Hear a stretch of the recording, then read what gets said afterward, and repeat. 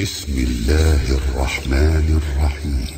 فأما عاد فاستكبروا في الأرض بغير الحق وقالوا من أشد منا قوة أولم يروا أن الله الذي خلقهم هو أشد منهم قوة وكانوا بآياتنا يجحدون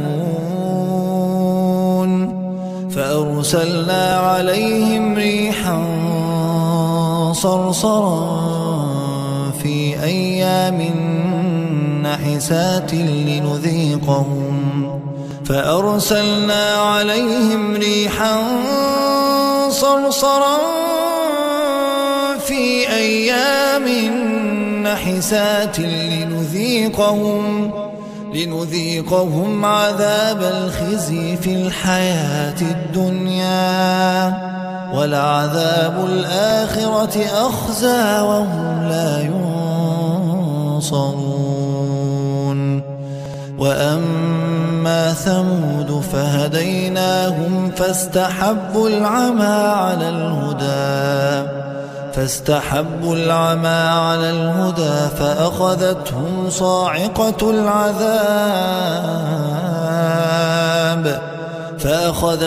صاعقة العذاب الهون بما كانوا يكسبون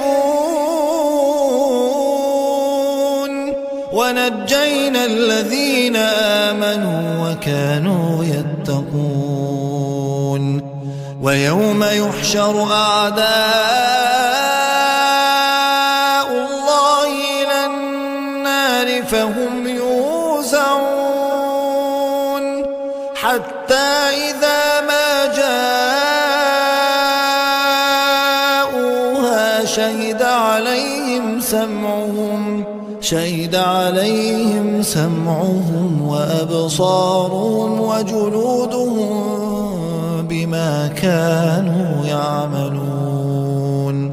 وقالوا لجلودهم لم شهدتم علينا قالوا أنطقنا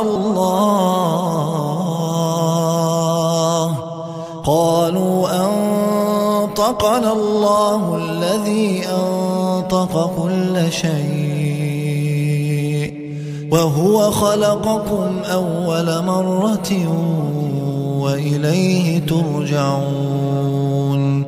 وما كنتم تستترون أن يشهد عليكم سمعكم ولا أبصاركم ولا جلودكم ولكن ظننتم أن الله لا يعلم كثيرا مما تعملون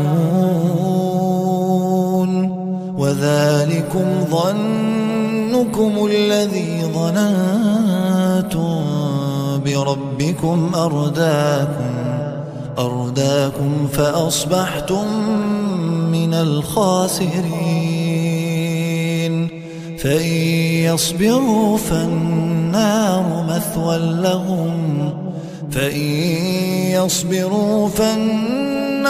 مثوى لهم وإن يستعتبوا فما هم من المعتبين.